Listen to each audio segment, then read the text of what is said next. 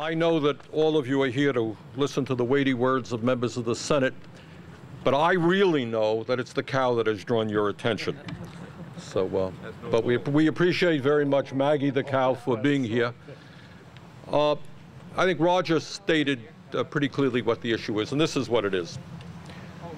I come from the state of Vermont, and dairy farming has been the cornerstone of what agriculture in our state is about.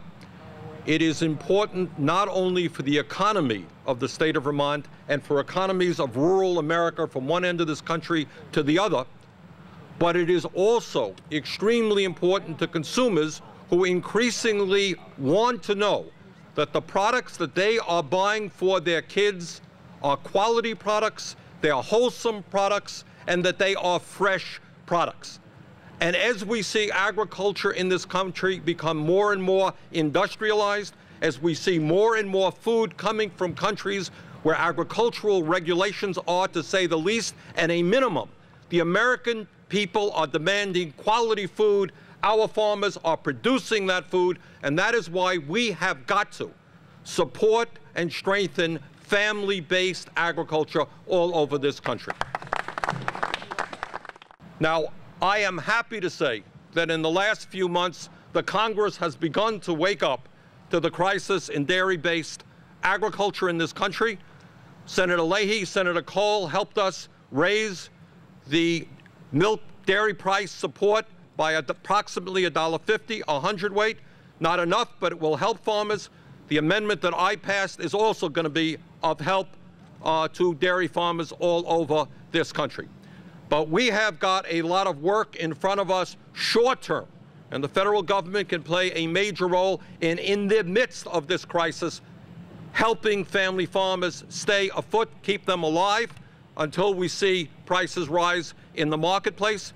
In my view, long term, we need to do some bold thinking so that we don't continue to have the kind of volatility that we have seen for so many years, which has resulted in the demise of thousands of dairy farms all over this country. We've lost more than 250 dairy farms in Vermont in the last 5 years, 32 so far this year. I was at a funeral for one of our leading dairy farmers this past week. What I heard from the dairy farmers who came there, it is more and more difficult to hold on. These were among the best dairy farmers we have ever had in the state of Vermont, and they are barely holding on. The Judiciary Committee will hold a hearing and go into the antitrust effect. The kind of salaries and the fact that the way the market is controlled by a couple of monopolies has to be a concern to us. Not just to dairy farmers, it ought to be a concern to all of us as consumers. So Bernie, thank you for doing this. Thank you, Patrick. One of the things we're trying to do in Congress is make sure that this issue is not just one region of the state, not a northeast or a south. Right. It is a national issue. Tom Udall has been very active in fighting for family farmers from New Mexico. Senator Udall.